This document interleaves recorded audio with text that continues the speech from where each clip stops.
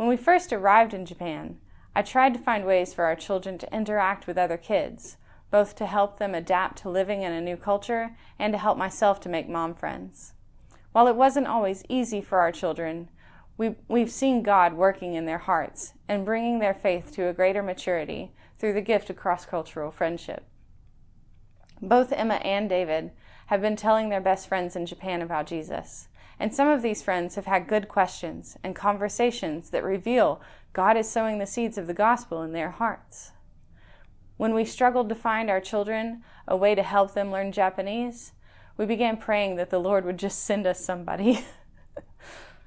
Attending the public school was too difficult at first. Emma was expected to ride the train alone across town to attend her first Japanese class, and that simply didn't work out for us. We heard of classes here and there, but none ever really suited our schedule or the kids' needs. Eventually, we enrolled David and Isaac into a school across the street, and we asked permission for them to only attend the class load that they could emotionally handle while maintaining our homeschool routine. When we came to an agreement, this school hired a Japanese tutor to work with the boys. This wonderful teacher was patient and highly skilled in teaching, but also quickly became a family friend. We went hiking in the mountains together, ate dinner together, and when David and Isaac could no longer attend the school, she even continued to meet and teach them Japanese. Kiko is truly a blessing to our family. She explained to us that she has a vague idea of what the Bible says, but she'd like to understand it better. She and her husband always have intelligent questions. Please pray that as we interact as friends, that Kiko and her family would come to believe in Jesus.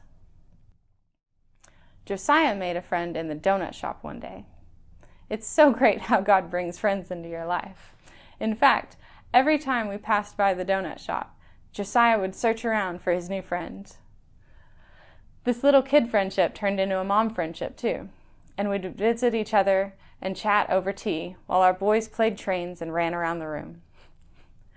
Recently, my friend was excited to learn that she was pregnant again, but then suddenly, she lost her baby.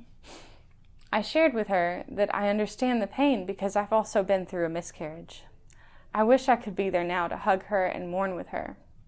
But instead, I sent her a gift, a necklace to remember her little one. I offered to be available on my phone anytime and listen to her heart as she suffers through this tragedy. She asked me, "How did you endure the suffering?" I was honest, and I said, the only way I can answer that question is as a Christian, because that's how I got through the loss of my child. Jesus comforted me, and I put my hope in Him. I was able to share the gospel with my friend, and I simply want to ask that you would pray for her to be comforted by Christ, and that Christ would draw her to Himself, even as she weeps. Her son, Josiah's friend, attends a Catholic preschool, even though the family is not Catholic. Every year, they put on a Christmas play. And although last year, Kyo played the part of a tree in the forest, this year, as an older child, he gets to play Joseph.